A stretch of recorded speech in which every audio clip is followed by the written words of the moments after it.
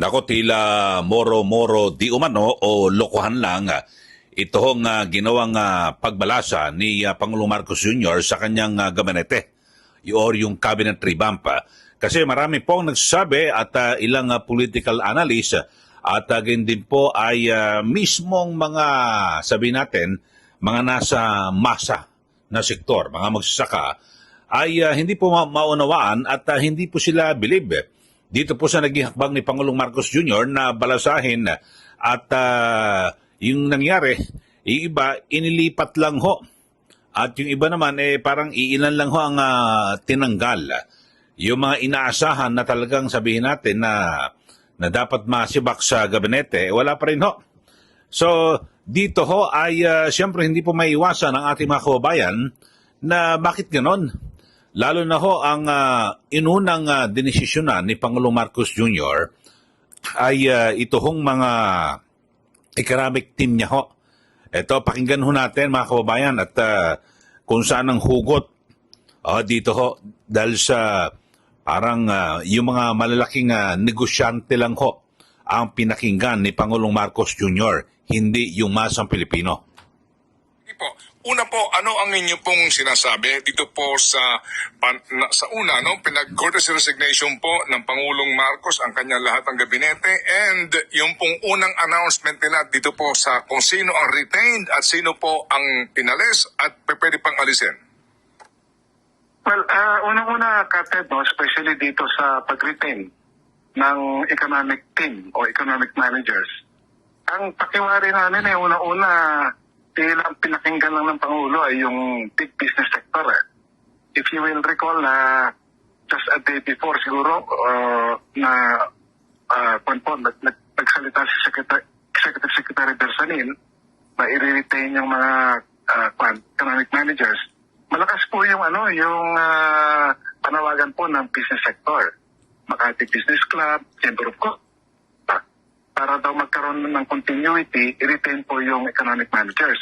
As far as I noted, hindi naman nakonsulta yung mga tinatawag na basic sectors, yung masa. Ibig sabihin, mga manggagawa, magsasaka, at kanila pong mga asosasyon. Bakit ganun? Bakit parang one-sided lang yung naging basihan po ng desisyon na i-retain? Kung talagang katotohanan po itong pagsukat po ng performance, starting with our economic managers. Opo. Bakit po kailangan na mapakinggan ng Presidente ang damdamin po ninyo, particular po, ang grupo po ng Federation?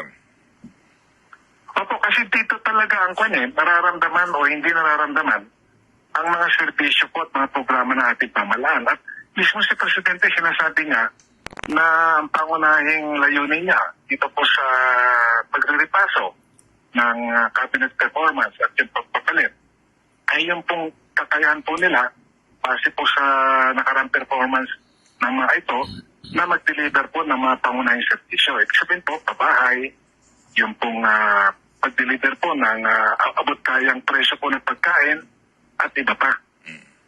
Siyempre, ang dapat tanongin natin dito mismo directly is yung mismong taong bayan. Hindi lang po yung business sector. Opo. Okay, so yun po ang pahayag ni Ginoong Leonardo Montemayor at dati pong Agriculture Secretary yan mga kababayan at na kung saan ay siya po ay mula sa Federation of Free Farmers Cooperative. Binabanggit niya nako, baka hindi naman tutuhanan itong yung ginawang regodon o pagbalasa ni Pangulong Marcos Jr. sa kanyang gabinete. Dahil sa una niyang niretain o pinanatili yung kanyang economic team, siyempre, sa panguna ni Finance Secretary Ralph Recto. Ang binabanggit dito ni Ginoong Montemayor, dapat talagang nakonsulta rin po ni Pangulong Marcos Jr. yung iba pang mga sektor, lalo na po ang masang Pilipino, na kung saan talaga naman nahihirapan, di po ba? Kasi, alam nyo hindi lang po sa issue ng politika yung sinasabi, yung impeachment at yung pagpapa-aresto at pagkapatapon sa ICC kay dating Pangulong Duterte. Bukod ho dyan mga kababayan, talaga namang hirap na hirap ang mga Pilipino dito po sa atin. Diba? Napakataas po yung presyo ng bilihin. Tapos talagang ang hirap po ng buhay, lahat po ng, 'di ba, yung mga bayarin, singil sa kuryente, sa tubig. At bukod pa sa sabi ko kanina, yung sa bilihin. Tapos ay talagang pati yung mga serbisyo napakataso. Tapos alimbawa kung wala ka sariling bahay, nangungupahan ka, talaga napakahirap po ang buhay. Mga kababayan. Yung po ang binabanggit ni dating Secretary Montemayor, bakit parang ang pinakinggan lang ho yung mga malalaking sektor? Kasi alam niyo, nung inunsyo po ni Pangulong Marcos Jr., ito hong kanyang pagbalasa sa gabinete at pinagsumiti ho lahat ng gabinete at iba pang pinuno ng departamento ng gobyerno na magsumite ng courtesy resignation. Tapos ay makatapos ho niyan na nakapagsumite halos lahat, ay biglang sinasabi po ng Malacanang na ito yung kanilang talagang yung performance daw ng bawat membro ng gabinete o opisyal ng gobyerno ay kanilang talagang susuriing mabuti. Pero pagkatapos niyan ay kasi nagkaroon po ng mga panawagan yung malaking negosyante, Makati Business Club at iba pang mga type kilalang negosyante na dapat daw ma-retain at wag daw hong tanggalin yung economic team ni Pangulong Marcos Jr. So, yun nga nangyari. Kung ano sinabi ng mga malalaking negosyante, yun ho ang ginawa ni Pangulong Marcos Jr. na retain yung buong economic team. So, kaya sabi po ni dating Secretary Montemayor, nako mga negosyante, mayayamang negosyante ang pinakinggan ng Pangulo, hindi ang masang Pilipino. Kung yun ho talaga, mukhang tama ho ito pong si Ginoong Montemayor dahil sa kung ano naging panawagan ng mga negosyante, yun po ang sinunod ni Pangulong Marcos. At ito pa ho, ayon naman sa isang political analyst, nako parang maraming mali ang ginawa sa ganito sa pagbalasa ng Pangulo sa kanyang gabinete dahil sa yun nga, yung economic team, ang pangunahing problema ng mga Pilipino ay ang pagkain at ang ating ekonomiya. Ito pakinggan ho natin. Isa rin po itong political analyst, si dating si Ginoong Ronald Llamas, mga kababayan. Ang bagay, doon muna sa retain. Tama ba yun? I-retain mo yung economic managers mo? Well, parang may mali. Dahil isa sa problema ng bansa, yung ating ekonomiya, yung ating pangkabuhayan. Diba yung mga growth targets, dati 7%. Tapos naging 6%, tapos ngayon naging 5%. Hindi ko na alam kung anong percent yung bagong economic target. Tapos record high yung self-rated poverty, no? 63%, the highest in 2 decades. Starvation, tumataas din, no? 28% yung involuntary starvation. Tapos yung ating food inflation ay isa sa dahilan kung bakit bumaba yung approval rating ng presidente. So sana man lang meron siyang isang isakripisyo para hindi siya sisi. Dahil kung hindi niya babawasan yung economic team, hahampas sa kanya yung responsibility kung bakit ganyan yung ating ekonomiya. Hindi ko rin maintindihan kung bakit yung DOA secretary na walang nagawa para babaan ang presyo ng kuryente, kaya hindi pumapasok ang mga investors dahil tayo pa rin ang pinakamataas ang kuryente sa buong Southeast Asia at medyo ang laking bawas sa bulsa ng mga karaniwang tao ay ililipat sa Department of Environment and Natural Resources. Ano kinalaman niya sa DNR? Sabi nga ni E.S. Bersamin, kaya natatanggal itong mga ito ay dahil sa inefficiency at incompetence and possibly corruption. Bakit ililipat? Okay, so yun po ang pahayag ni Ginoong Ronald Llamas, isa pong political analyst na sabi niya, tila meron pong mali dito ho sa ginawang pagbalasa ni Pangulo Marcos Jr. sa kanyang gabinete. Kasi ang binabanggit nga ho, pangako ho, at sabi po ni Pangulong Marcos Jr., talagang susuriing mabuti yung performance ng bawat opisyal ng gobyerno. At sabi po ni Ginoong Ronald Llamas, ay problema natin ekonomiya. Okay ho, sa ating mga viewers dito po sa ating YouTube channel, di po ba, ang kabuhayan ng mga Pilipino, di ba, marami nagugutom, maraming walang trabaho, yung iba naman may trabaho, kulang po ang sweldo.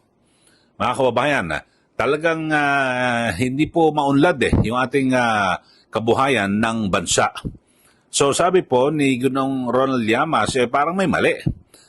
Bakit ipinanatili? Sana may mga ilan man lang tinanggal dito po sa economic team ng Pangulo para sabihin natin maging realistiko at sabihin ay nako, talagang seryoso si Pangulong Marcos Jr. na i-improve at pagandahin yung kanyang performance ng mga miyembro po ng gabinete. So sana po ganon. Tapos isa rin po sa pintas nitong political analyst na si Llamas ay bakit yung dating yung energy secretary o si Lutilla inilipat sa DNR. You know, nako, talagang kaya maraming maraming nagtataka at nagtatanong ano ba nangyari? Parang baliwala naman itong cabinet revamp na ito. So parang ganun lilitaw na parang moro-moro lang lokohan lang itong pagbalasa sa mga miyembro ng gabinete kasi wala tong impact, mga kababayan. Wala itong epekto.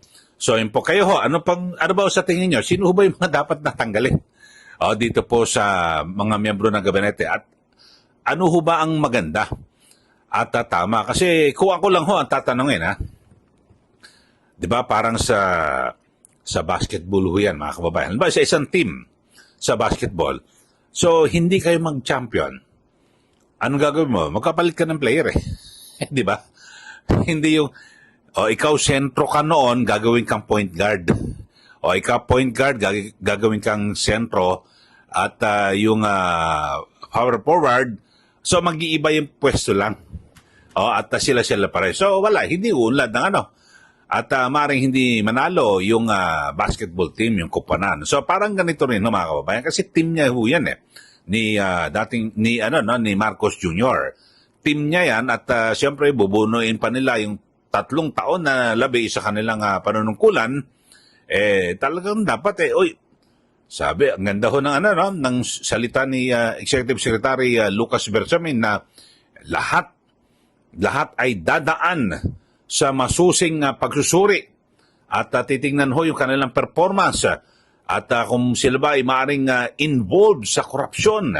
Sarap po pakinggan, Pero yun nga bakit ang bilis-bilis pinanatili yung economic team at sabi nga ni dating Secretary Montemayor mula po sa Federation ng mga magsasaka, mukhang ang pinakinggan lang yung mga malalaking negosyante.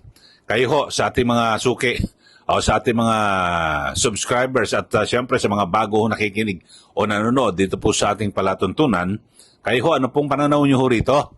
Magbigay kayo ng komentaryo.